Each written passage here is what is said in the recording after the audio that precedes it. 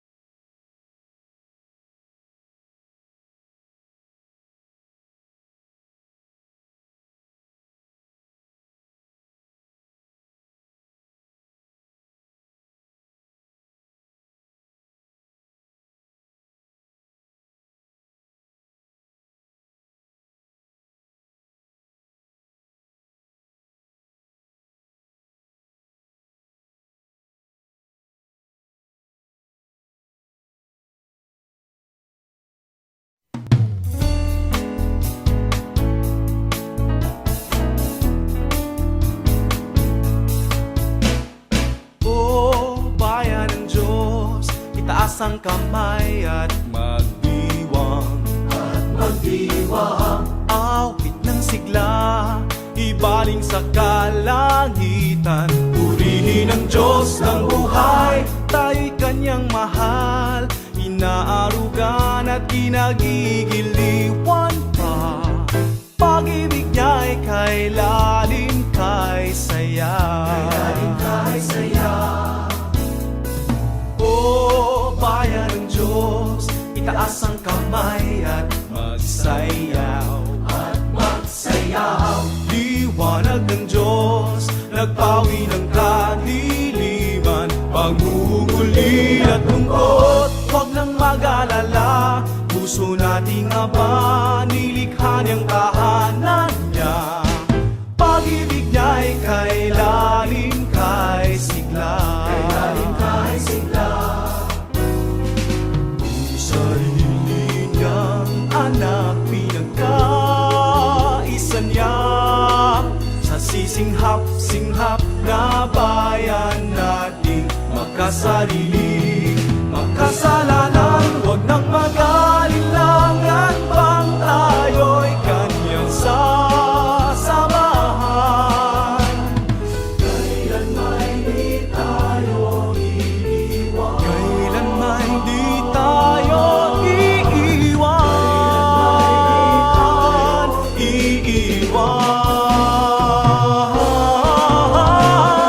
O bayan ng Diyos, taas ang kamay at magdiwang.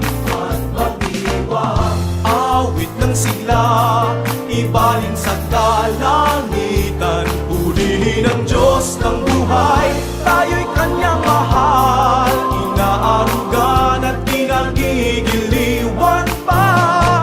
Pag-ibig niya'y kay lalim, kay saya.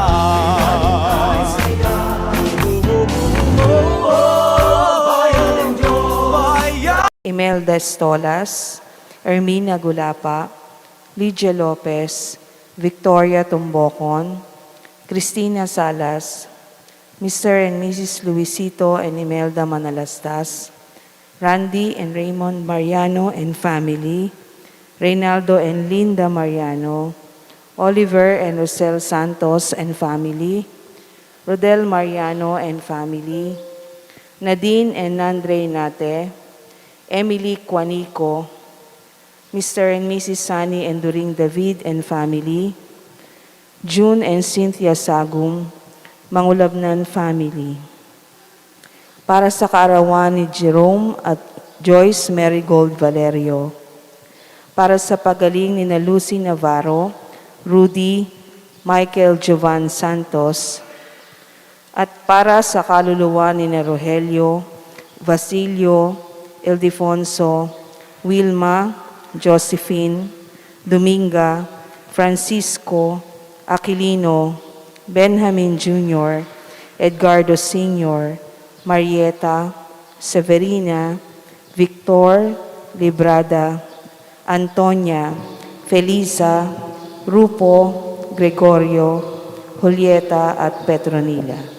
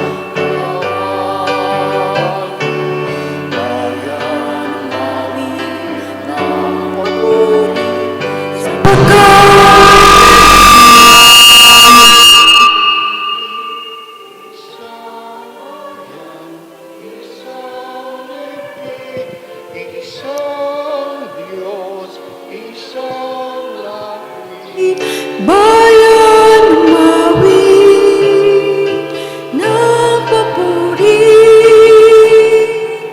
Bayan umawit ng papuri.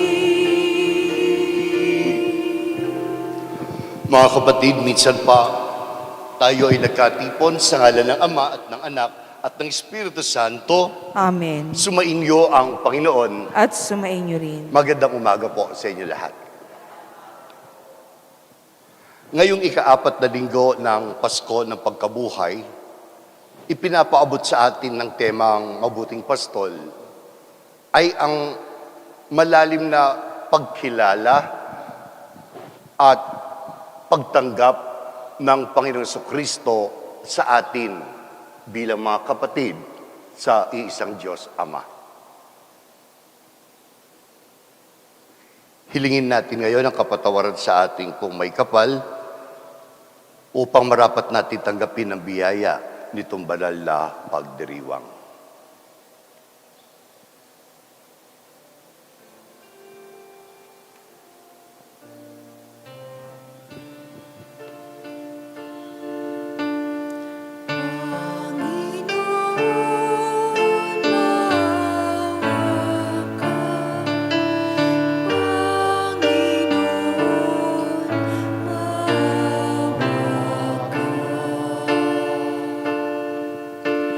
Kristo, maawa ka. Kristo, maawa ka sa amin. Panginoon, maawa ka. Panginoon, maawa ka. Kaawaan tayo ng makapangyarihan Diyos, patawarin tayo sa ating mga kasalanan at patnubayan tayo lahat sa buhay na walang hanggan. Amen.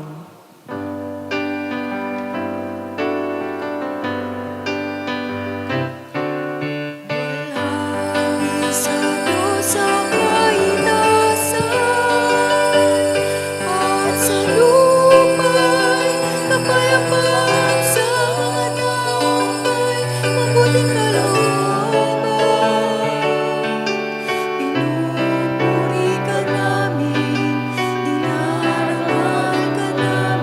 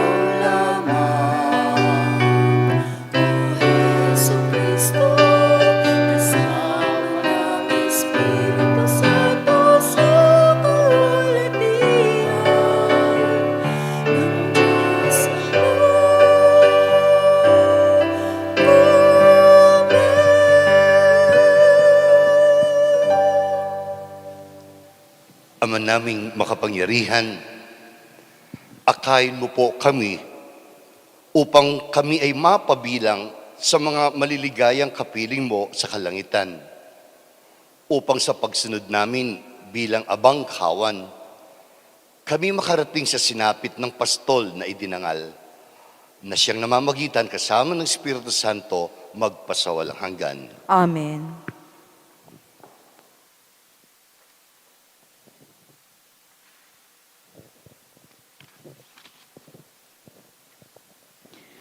Pagbasa mula sa mga gawa ng mga apostol. Noong mga araw na iyon, nagsalita si Pedro na puspos ng Espiritu Santo. Mga pinuno at matatanda ng bayan, kung sinisiyasat ninyo kami ngayon tungkol sa kabutihang ginawa namin sa lumpong ito at kung paano siyang gumaling, talastasin ninyong lahat at ng buong Israel na ang taong ito'y nakatindig sa inyong harapan at lubusang gumaling dahil sa kapangyarihan ng pangalan ni Jesucristong taga-Nazaret. Siya'y inyong ipinako sa krus, ngunit muling binuhay ng Diyos. Ang Jesus na ito'y ang batong itinakwil ninyong mga tagapagtayo ng bahay, ang siyang naging batong panulukan. Kay Jesucristo lamang matatagpuan ang kaligtasan, sapagkat sa silong ng langit, ang kanyang pangalan lamang ang ibinigay ng Diyos sa ikaliligtas ng tao. Ang salita ng Diyos. Salamat sa Diyos. Batong dating tinanggihay, siya pang naging saligan. Batong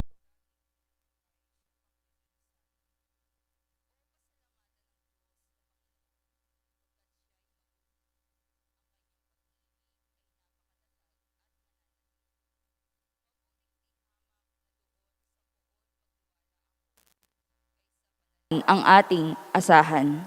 batong dating tinanggihay, siya pang naging saligan. Aking pinupuri, ikaw, Panginoon. Yamang pinakinggan, dininig mo ako't pinapagtagumpay. Ang batong natakwil ng nangapagtatayo ng tirahang bahay, sa lahat ng bato'y higit na mahusay. Ang lahat ng ito ang nagpamalas ay ang Panginoong Diyos, kung iyong mamasdan ay kalugod-lugod. Batong dating tinanggihay, siya pang naging saligan. Ang pumaparito sa ngalan ng poon ay pagpapalain. Magmula sa templo, mga pagpapalay kanyang tatanggapin. Ikaw ay aking Diyos, kaya naman ako'y nagpapasalamat. Ang pagkadakila mo ay ihahayag, o pasalamatan ng Diyos na poon. Pagkat siya'y mabuti, ang kanyang pag-ibig ay napakatatag at mananatili. Batong dating tinanggihay, siya pang naging saligan. Pagbasa sa unang sulat ni Apostol San Juan. Mga pinakamamahal, isipin ninyong kung gaano kalaki ang pag-ibig sa atin ng Ama. Tinatawag niya tayong mga anak ng Diyos, at iyan ang totoo. Ito ang dahilan kung bakit hindi tayo nakikilala ng mga makasanlibutan. Hindi nila kinikilala ang Diyos. Mga minamahal, sa ngayon, tayo'y mga anak ng Diyos, ngunit hindi pa nahahayag ang magiging kalagayan natin. Gayunman, alam natin sa pagparitong muli ni Kristo, tayo'y matutulad sa Kanya, sapagkat makikita natin siya sa Kanyang likas na kalagayan. Ang salita ng Diyos. Salamat sa Diyos.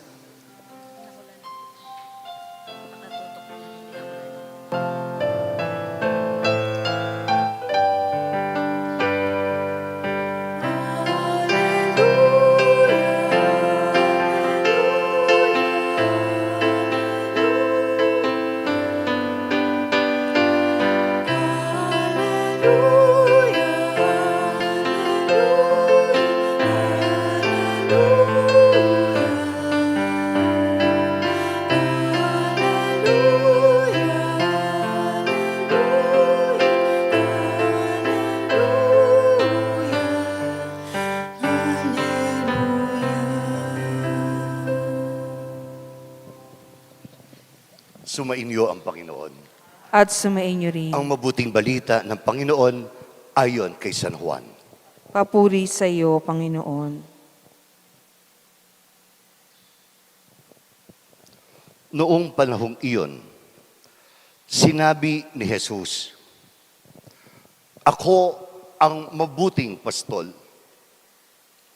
Iniaalay ng mabuting pastol ang kanyang buhay para sa mga tupa. Ang upahan ay tumatakas kapag nakikita dumarating ang asong gubat. Iniiwan niya ang mga tupa. Palibhasay, hindi siya pastol at hindi kanya ang mga tupa.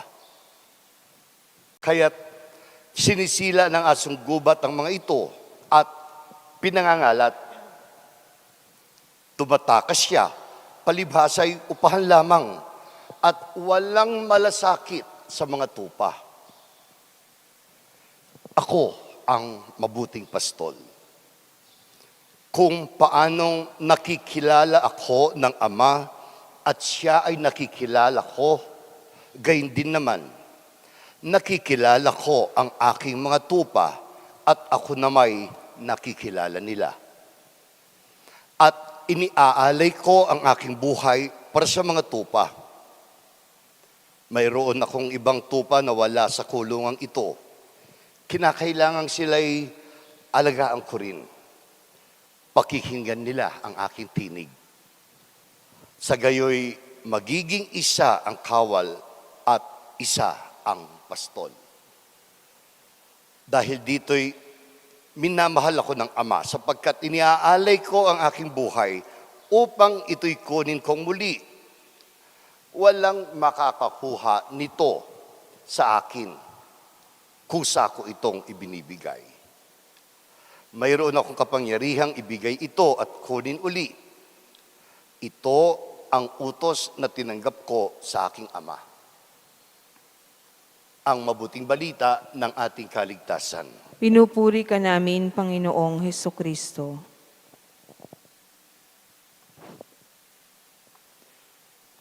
Minsan pa magandang umaga po sa inyo lahat. Mayroong isang kwento o istorya sa isang kakaibang tribo, it's a tribe, sa bansang Africa. Tribo na hindi marunong magbilang o walang kaalam-alam kung numero ang pinag-uusapan. They know nothing about arithmetic. Wala silang alam na 1, 2, 3, 4, 5, 6. Wala silang alam na 1,000, 2,000. Basta numero pinag-uusapan, wala. Kaya minsan daw ang isang turista, tinanong ang isang pastol, "Ilan ba? Ang dami naman yung inaalagaan mo mga tupa. Ilan ba yan?" "Hindi ko alam," sagot ng pastol sa isang turista.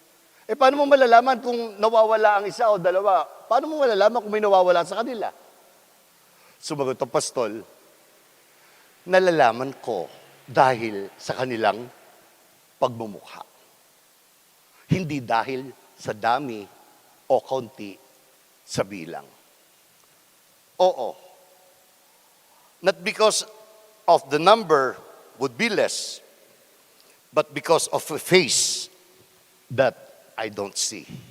Kapag daw, alam na raw niya na may nawawala, kapag hindi na niya nakikita yung mukha ng inaalagaan o pinapastulan na tupa. Oo nga. Pastol na may kaalaman sa bawat tupa na inaalagaan nila. Alam, kilala ng bawat isa. Alam at kilala ang bawat isa. Gaano man sila karami. Ang gagaling ng mga pastol na yun. Sa bagay, kahit na pare-parehong sabihin natin kulay ng balahibo, sa paningin natin, wala silang pagkakaiba. Pero ang katotohanan, kahit nga sa mga zebra, Sa mga zebra, yung guhit ng, yung stripes nila, kahit ilang milyon pa sila, walang isang magkapareho. Wala. Dahil ang bawat isa ay natatangi. Ang mga nag-aalaga o ang mga pastol, sa kanilang mga tupa, gayon din naman. Pamilyar, alam ang bawat isa na kanilang inaalagaan. Nasa ika-4 na linggo na po tayo ng Pasko ng Pagkabuhay. At tuwing ika-4 na linggo ng Pasko ng Pagkabuhay, ito ay may lagi ang temang Mabuting Pastol. Every fourth Sunday po, Easter Sunday, ang tema ng mga ebanghelyo natin ay tungkol sa Mabuting Pastol. Narinig natin sa ating banal na pagbasa ang sabi ni Jesus, ako ang mabuting pastol. Iniaalay ng mabuting pastol ang kanyang buhay para sa mga tupa. At sabi pa niya, nakikilala ako ng Ama at siya'y nakikilala ko. Gayun din naman, nakikilala ko ang aking mga tupa. Nakikilala ko ang aking mga tupa. At ako'y nakikilala nila. Ang unang ipinapaabot sa atin, napakalinaw. Bilang mabuting pastol, alam at kilala niya ang bawat isa. Sa bawat isa, malalim na ugnayan ang sa ating namamagitan. Inuulit ko, ito ang unang puntong pabaon sa atin ng ating banal na pagbasa. Bilang mabuting pastol, alam at kilala niya ang bawat isa. Kilala na ako. Kilala na ka. Higit pa sa pagkilala mo sa iyong sarili. Higit pa sa pagkilala mo sa sarili ng kapwa-tao. At nangangahulugan din naman po na sa bawat isa, ang relasyon niya sa atin, mayroong malalim na ugnayan na namamagitan. There is a close and intimate relationship between Jesus and I, between Jesus and yourself.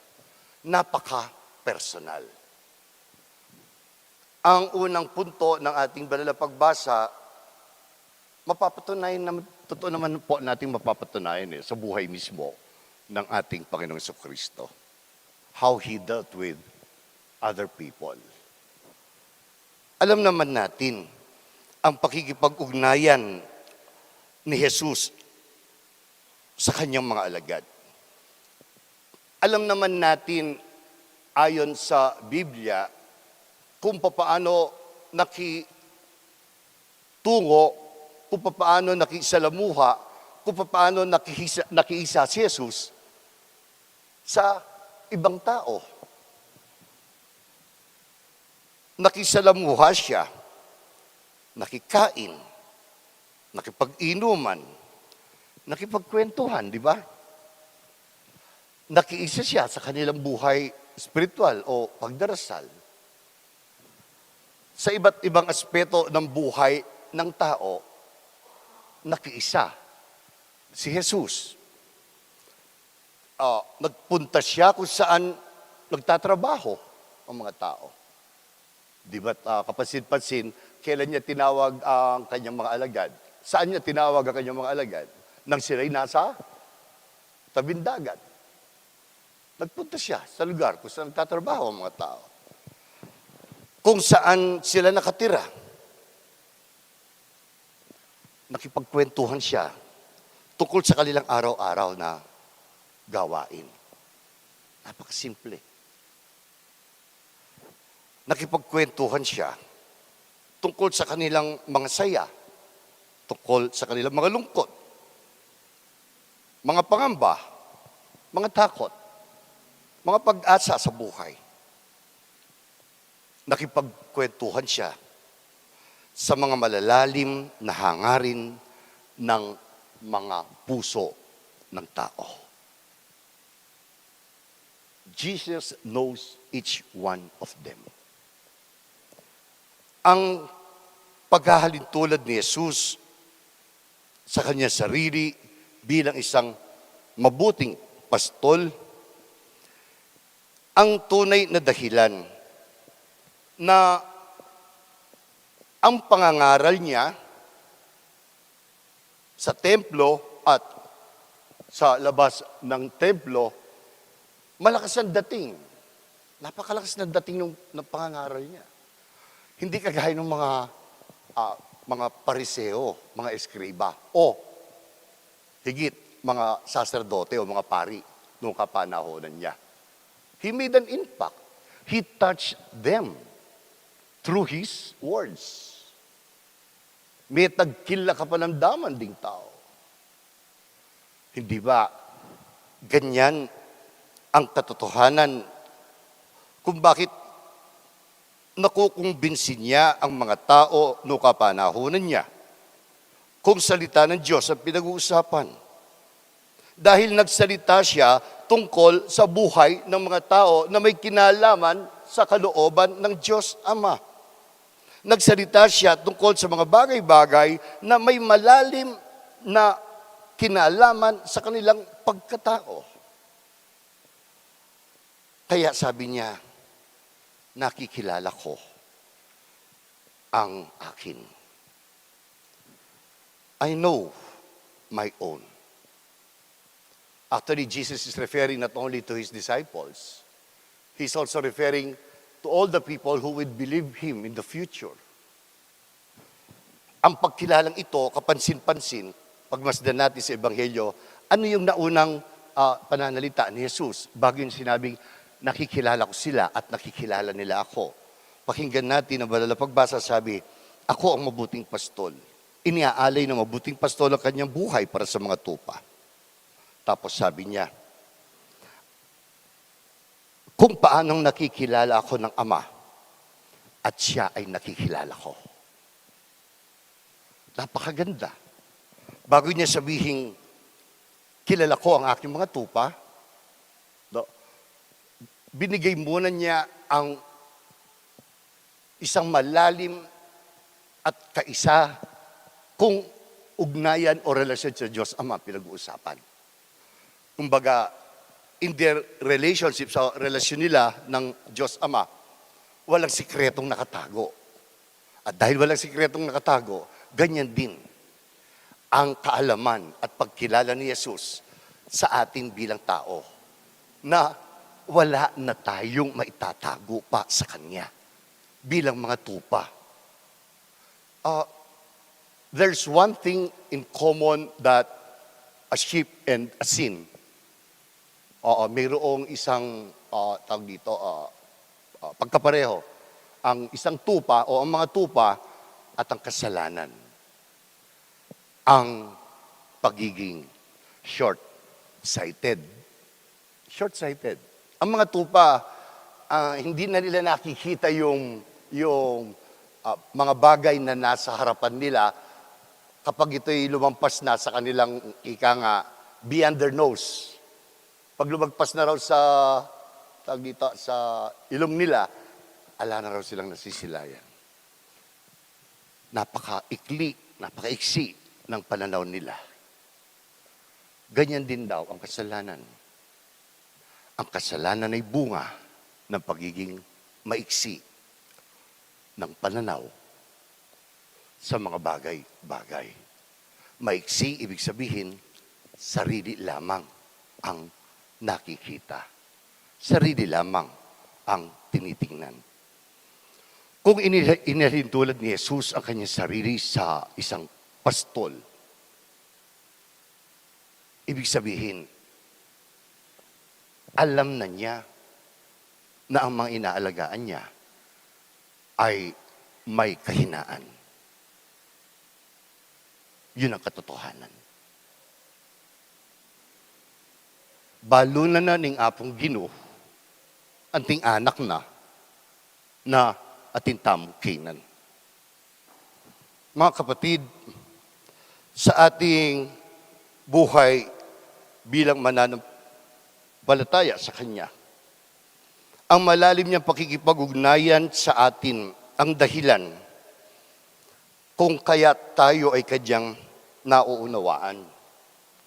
It is this close and intimate relationship that God has to each one of us, why He understands us.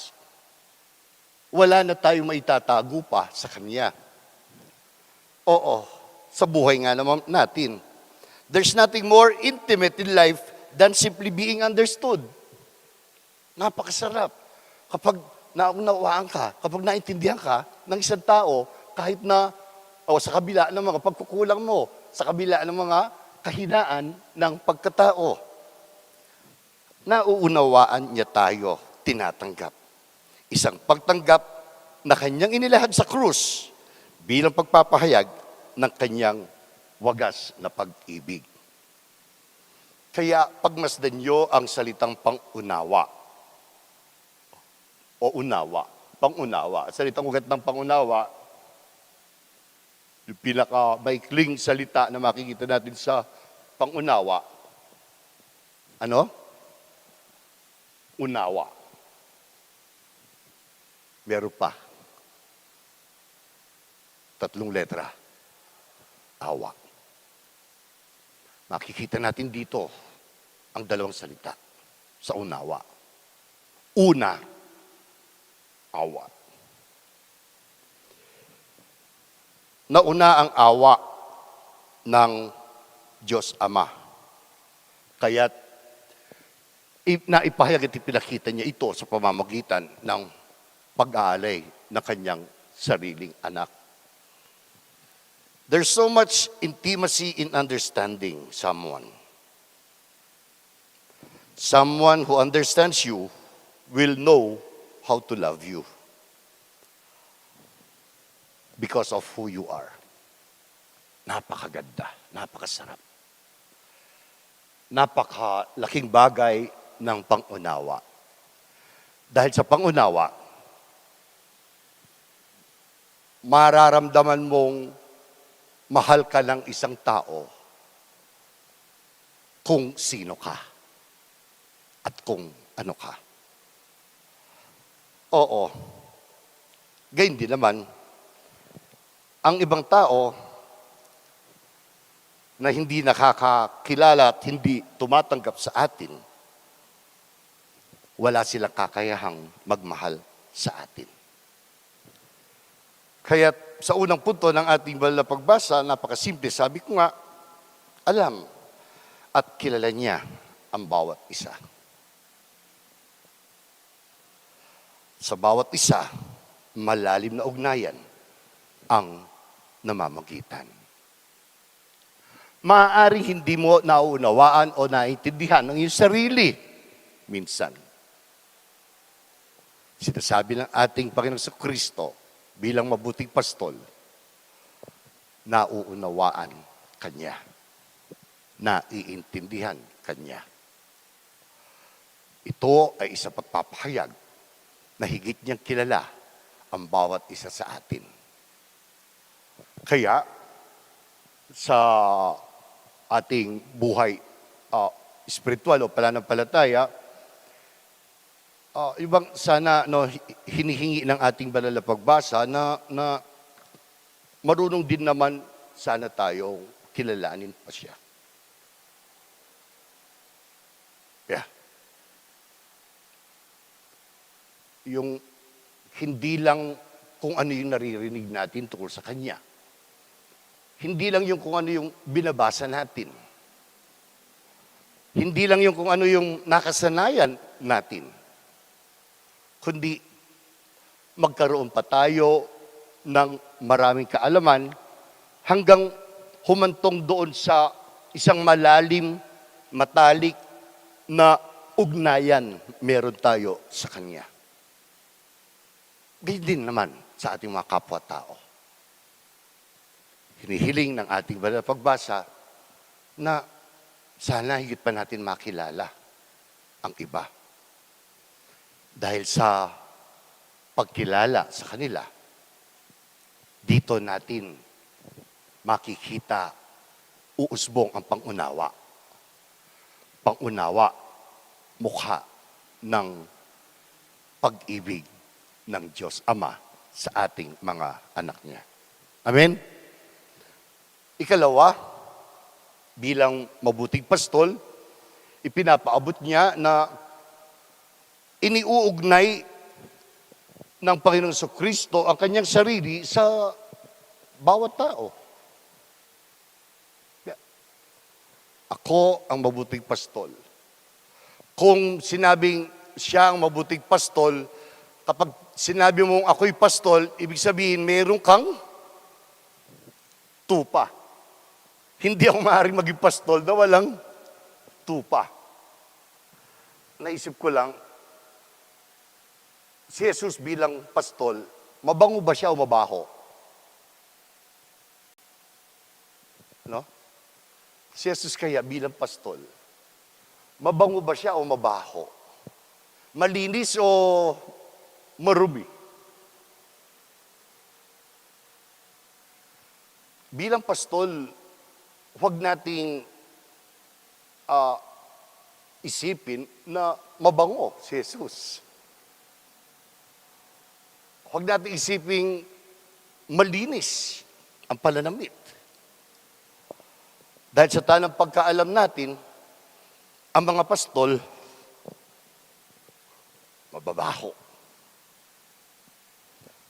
Ang mga pastol, mahihina, walang pinag-aralan. Ang mga pastol, pobre o dukha. If Jesus identified himself as a shepherd, a good shepherd, he is identifying himself also to his sheep. Ang ibig sabihin, makikilala natin ang Panginoong Kristo bilang mabuting pastol sa ating buhay bilang tao. Our Lord identifies himself to us. Kinikilala niya kanyang sarili sa mga naliligaw, sa mga nahuhuli, sa mga maliliit na tao. O tinatawag nating the lost, the last, and the least. Ito ang ugnayan ng Panginoong Kristo sa atin. Ang tao, hindi kaila, ako, ikaw. Ang pangunawa natin sa ating Panginoong Kristo, ang pag-uugnay natin sa Kanya ay sa mga bagay na mabubuti, mga bagay na malinis, mga bagay na matuwid, mga bagay na maganda, at higit mga bagay na banal. Tama. Everything that comes from God is beautiful. And everything that is beautiful is God and godly. Ang mga kabaligtaran naman, galing sa masamang espiritu, sa demonyo. Kaya, ang pagpapahayag ng ating Panginoong Kristo, ako ang mabuting pastol, sinasabi niya sa atin na ako'y para sa aking mga tupang mababaho, tupang marumi, tupang naliligaw, sinasabi niya ay sa atin, hindi ako para sa mga malilinis. Hindi ako para sa mga gwapo at magaganda. Ako'y para sa mga taong mababaho. Ako'y para sa aking tupa. Para sa mga may dungis. Ako ay para sa mga taong may pag-uugaling masagwa. Ako ay para sa mga taong naisasantabi. Para sa mga taong mahihina ang loob. Para sa mga taong nawawalan ng pag-asa. Sa mga taong nahihirapan. Sa mga taong may sakit. Ang kapatid, ang presensya ng ating Panginoong Kristo sa buhay natin ay tunay nating mararamdaman sa mga pagiging tupa natin sa Kanya. Siya ay para sa atin, not because of our goodness as a person. Siya ay para sa atin. Ibig sabihin, kinikilala niya ang kanyang sarili sa atin bilang tao. Kaya masasabi natin, ang Panginoong Jesucristo, mahal niya talaga ang tao eh. Hindi niya minahal yung dahil lang sa ugali niya. Maganda, no. Mahal niya ang kaluluwa natin. Hindi lang yung dahil sa physical na nakikita ng mata. Jesus loves our soul more than the attributes that we have in life. Mahal ng Panginoon Kristo ang ating mga kaluluwa. Kaya't ang ating pagpapahayag na kahinaan sa harapan niya ay isang pagsampalataya rin naman. Dahil mahal niya ang ating mga kaluluwa, ang anumang panlabas na anyo ay magiging wala na rin sa Kanya. He loves our souls more than our bodies. This is how God loves us. Alam nyo, kung meron isang pinakapangit o pangit na larawan ng mahal na birhen na nandito sa ating bayan, wala nang iba kundi yung larawan o imahen ng mahal na birhen sa EDSA Shrine. Sa EDSA Shrine. Ang layo ng larawan ng mahal na birhen sa atin, sa EDSA Shrine. Sang-ayon na lahat na makakita nito. Kadalasan kasi, ang portrayal natin sa mahal na birhen, kagaya ng ating mahal na ina ng awa, fair complexion, maganda pag binibihisa natin, napakaganda, mahal nga, napakamahal pa. Talagang, yung iba nga, may inilalagay na ginto, talagang napakataas. Hindi kaya't ang mahal na birhen na inilalarawan sa imahe na nasa EDSA Shrine, nagsasabi sa atin na hindi ko lang kayo tinatanggap dahil sa inyong kabutihan, kagandahan, hindi lang dahil sa mga positibo yung gawain sa buhay. It also depicts and pictures what's wrong in our country then.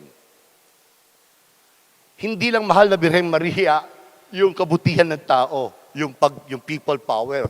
Kaya nga, para mga tupay, yung people power, nagkaisa. Kundi, ipinapahayag din at inilalarawan din yung baho kung bakit nagkaroon ng pagkakaisa. Ipinapahayag din ng larawan ng mahal na Birhen sa EDSA Shrine yung mga pangit sa ating buhay bilang mga Pilipino. Ganyan din naman ang larawan o imahe ng ating Panginoong Jesucristo. Di ba tayo natin nakikita ang Nazareno? Nung bata ako, isa sa mga ayaw kong nakikita. Lalo na pag nagpupunta na kami sa katedral sa San Fernando, pagpasok mo kasi nung maliit kami, pagpasok mo sa pintuan, main door na simbahan, nasa kaliwa siya. Kaya pagpasok namin, kasama ko, tita ko, hindi ako tumitingin sa kaliwa. Bakit? Nandoon siya. Pag tinignan mo, parang masakit parang masakit. Talaga mararamdaman mo yung sakit na naranasan niya. Parang nakasimangot. Masakit. At siyempre, hindi natin, at ayaw natin siyang nakikita dahil patay siya. Oo. Ang tunay na dapat makita sa larawang ito, wala nang iba, kundi ang wagas na pag-ibig ng Diyos Ama. Hindi mga palamuti. Mga kapatid, ganyan din naman sa araw-araw nating pamumuhay. Ang pagkilala ni Jesus sa kanyang pagkatao dito sa lupa ay isang pagkilala sa atin bilang mga tupa. Kaya nga, intimate relationship meron siya sa atin. At tayo rin naman ay meron sa Kanya. Sa dalawang punto o pabaon ng ating banal na pagbasa, sabi ko nga, kilala niya tayo, uulitin ko lang, sana magkaroon pa tayo ng lakas at malalim na pangunawa upang kilalanin pa natin kung sino talaga si Jesus. We should not only love His good deeds, but we should love Him as Jesus. Mahalin natin siya. Tanggapin bilang Jesus. At hindi lang yung mga gusto nating makita sa Kanya na naaayon sa ating mga sariling kahilingan sa buhay. Ikalawa, ipinapaabot, huwag ka mag-alala, tunay na malalim ang ugnayan niya sa iyo dahil naunawaan ka niya. Naunawaan ka niya. Sa mga pagkakataong hindi mo naiintindihan ang mga bagay-bagay sa iyong mga karanasan, alam at naunawaan ng Panginoong Kristo ito. Sa mga pagkakataon na tayo nagiging mga tupa o baho, naliligaw, huwag kang mag-alala. Andiyan ang Panginoong Kristo upang gabayan tayo sa isang mabuting kinabukasan. Minsan pa, magandang umaga sa ating lahat. Pagpalain tayo ng ating Panginoong Kristo. Magsitayo tayo at ipahayag ng ating pananampalataya. Tayo lahat, sumasampalataya ko sa Diyos amang makapangyarihan sa lahat, na may gawa ng langit at lupa. Sumasampalataya ako kay Kristo, iisang anak ng Diyos, Panginoon nating lahat. Nagkatawang tao siya lalang ng Espiritu Santo, pinanganak ni Santa Mariang Birhen, pinagpakasakit ni Poncio Pilato, ipinako sa krus na matay inilibing, nanaog sa kinaroroonan ng mga yumao, nang may ikatlong araw na buhay na maguli, umakyat sa langit, naluluklok sa kanan ng Diyos amang makapangyarihan sa lahat. Doon magmumulang paririto at huhukom sa nangabubuhay at nangamatay na tao. Sumasampalataya naman ako sa Diyos Espiritu Santo, sa banal na simbahang katolika, sa kasamahan ng mga banal, sa kapatawaran ng mga kasalanan, sa pagkabuhay na muli ng nangamatay na tao, at sa buhay na walang hanggan. Amen. Manalangin tayo ngayon sa ating Diyos Ama, ang dakilang pastol, nang may pagtitiwala sa kanyang pag-ibig sa atin. Ang ating tutugon, Panginoon, dinggin mo ang aming panalangin. Panginoon, dinggin mo ang aming panalangin.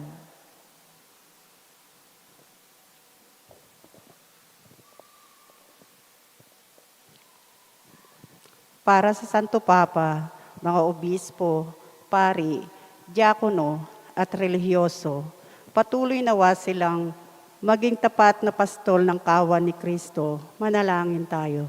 Panginoon, dinggin mo ang aming panalangin. Para sa mga namumuno sa ating lipunan, matularan nawa nila ang halimbawa ni Kristo, ang mabuting pastol na laging kapakanan ng lahat, ang hangad. Manalangin tayo. Panginoon, dinggin mo ang aming panalangin. Para sa mga naliligaw ng landas dahil sa kasalanan, masundan nawa nila ang tinig ni Jesus na muling nabuhay upang maakay sila sa landas tungo sa buhay na walang hanggan. Manalangin tayo. Panginoon, dinggin mo ang aming panalangin. Para sa mga may sakit, madama nila ang pagmamalasakit ng Diyos sa pamamagitan ng mga nangangalaga sa kanila. Manalangin tayo. Panginoon, dinggin mo ang aming panalangin. Para sa mga yumao, makamtan nawa nila ang kaningningang walang maliw sa piling ng Diyos. Manalangin tayo. Panginoon, dinggin mo ang aming panalangin. Sa ilang sandali ng katahimikan, aming dinggin idadalangin ang iba pang mga pangangailangan ng aming pamayanan, pati na rin ang aming pansariling kahilingan. Manalangin tayo. Panginoon, dinggin mo ang aming panalangin.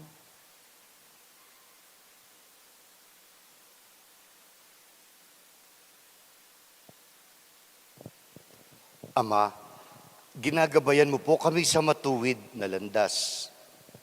Bigyan mo po kami ng kapanatagan, pagtugon mo sa mga panalangin aming hinihiling. Sa pamamagitan ni Kristo na aming Panginoon. Amen. Amen.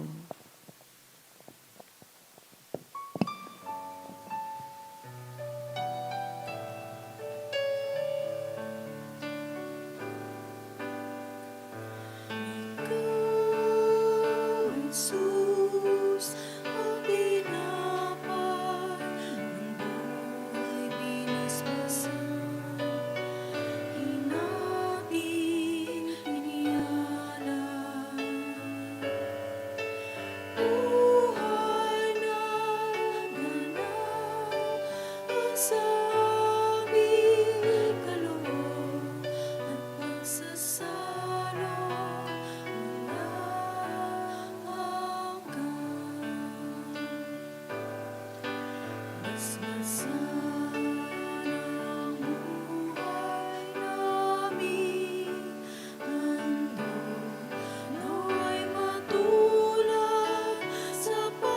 mula buhay na labanan ng Diyos sa mundo, sa pag-ibig ay kapos.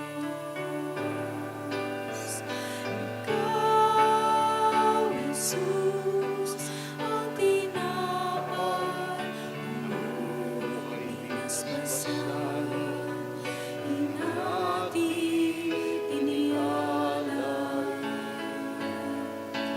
Buhay na ganap ang sabing kaloob at pagsasalo walang hanggan.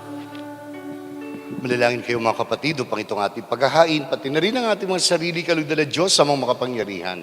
Tanggapin nawa ng Panginoon itong paghahain sa iyong mga kamay, sa kapurihan niya at karangalan, sa ating kapakinabangan at sa buong sambayanan niyang banal.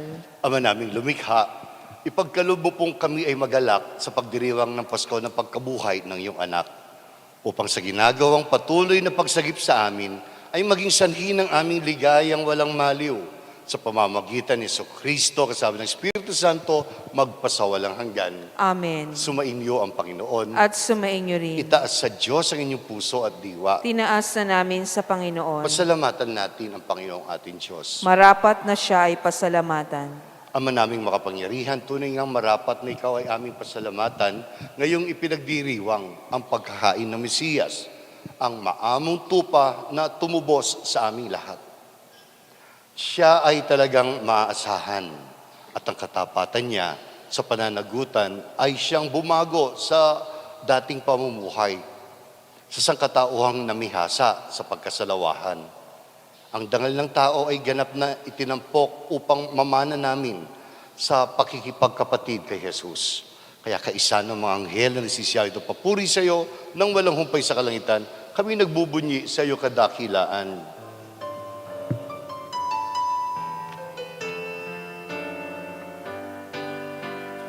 Santo, Santo, Santo, Diyos makapangyarihan, puspos na mahati ang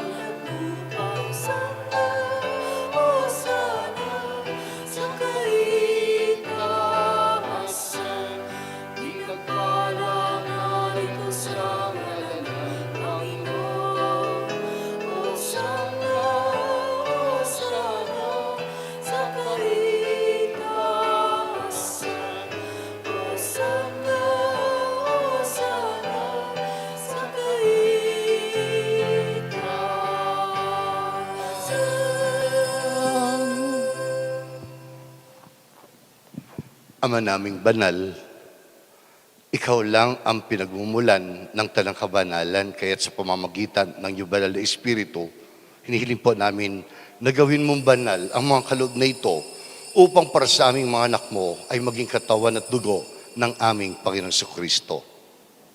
Bago niya pinagtiis ang kusang loob, ang kanyang paghahain, hinawakan niya ang tinapay. Pinasalamatan kanya. Pinaghati-hati niya iyon at tiniabot sa kanyang mga alagad at sinabi, tanggapin ninyo lahat ito at kanin. Ito ang aking katawan na ihahandog para sa inyo.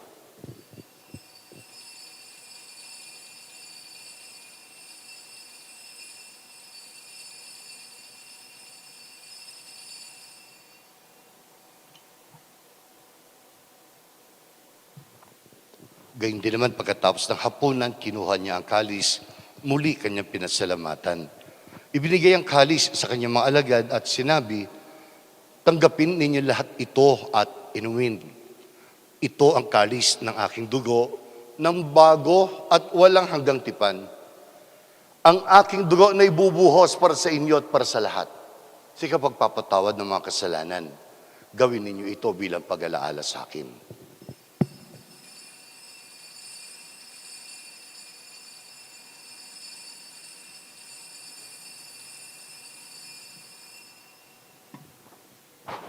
Misteryo ng ating pananampalataya. Si Kristo ay namatay. Si Kristo ay nabuhay. Si Kristo ay babalik sa wakas ng panahon. Ama, ginagawa po namin ngayon ang pag-alala sa pagkamatay at muling pagkabuhay ng iyong anak. Kaya't iniaalay namin sa iyo itong tinapay na nagbibigay buhay at itong kalis na nagkakaloob ng kaligtasan. Kami ay nagpapasalamat dahil minarapat mo kami tumayo sa harap mo upang maglingkod sa iyo. Sinasamo rin po namin kaming lahat na magsasalo-salo sa katawan at dugo ni Kristo ay mabuhay sa pamamagitan ng iyong banal na Espiritu. Lingapin mo ang iyong simbahang laganap sa buong daigdig. Puspusin mo kami sa pag-ibig. Kaisa ni Francisco, naming Papa, ni Florentino na aming obispo at ng Tanang Kaparian, lalo na ang aming kora paroko na si Among Aris. Alalahanin mo rin po ang mga kapatid naming nahimlay na may pag-asa sila'y muling mabubuhay. Gayun din ang lahat ng mga pumanaw. Kaawaan mo sila at patuloyin sa iyong kaliwanagan. Kaawaan mo at pagindapatin kami lahat na makasalo sa buhay na walang wakas.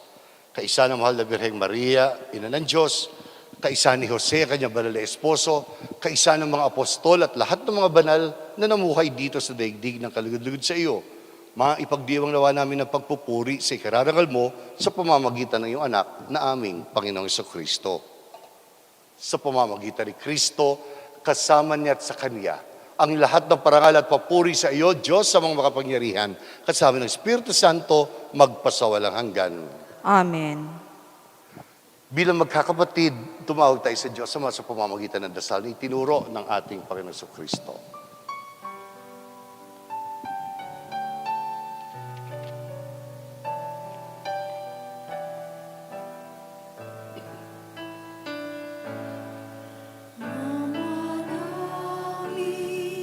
Sumasalangit ka, Sambahin ang ngalan mo,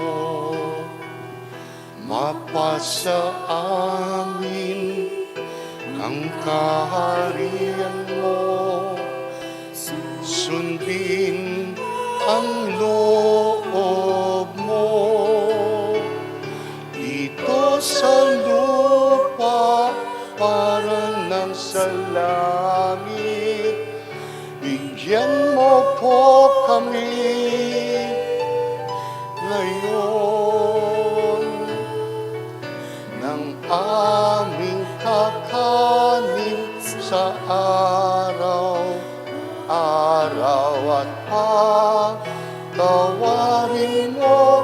amin sa aming mga sala para ng pagpapatawad namin sa nagkakasala sa amin. At huwag mo kaming ipahintulot sa tukso, at iadya mo kami sa lahat ng masama. Ama, hinihiling po namin kami ay iadya sa lahat ng masama. Pagkalooban ng kapayapaan araw-araw, iligtas sa kasalanan at ilayo sa lahat ng kapahamakan, samantalang aming pinananabikan ang dakilang araw ng pagpapahayag ng tagapagligtas namin si Jesucristo.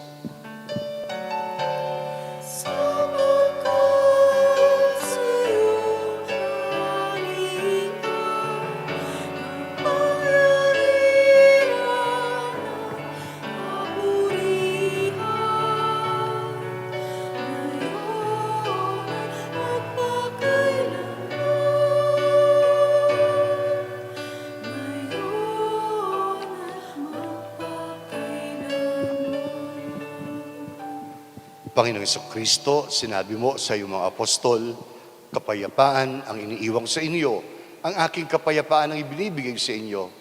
Tunghayan mo ang aming pananampalataya at huwag ang aming mga pagkakasala. Kami ay pagsahin muna sa Espiritu Santo magpasawalang hanggan. Amen. Ang kapayapaan ng ating Panginoon ay laging sumainyo. At sumainyo rin. Magbigayin kayo ng kapayapaan sa isa't isa. Kapayapaan sa inyo lahat, kapayapaan po.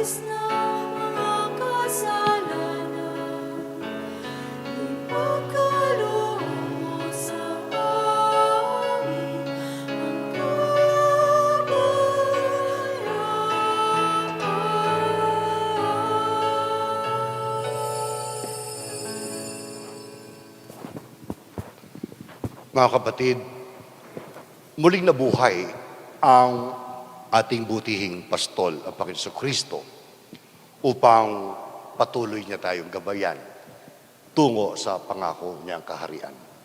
Panginoon, hindi ako karapat-dapat na magpatuloy sa iyo, ngunit sa isang salita mo lamang ay gagaling na ako. Ang katawan at dugo ng ating Panginoon Jesucristo magdadala sa atin sa buhay na walang hanggan. Amen. Espiritual na pakikinabang.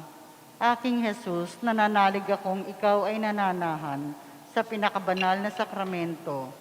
Mahal kita ng higit sa lahat ng bagay at nais kong tanggapin ka sa aking kaluluwa. Subalit sa sandaling ito, hindi kita matatanggap sa banal na komunyon. Naway tanggapin kita ng espiritual sa aking pagnanais na ito at pumasok ka sa aking puso. Niyayakap kita na parang naririto ka sa akin at pinagkakaisa ko ang aking sarili sa iyo. Huwag mong hayaang ako ay mawalay sa iyo. Amen.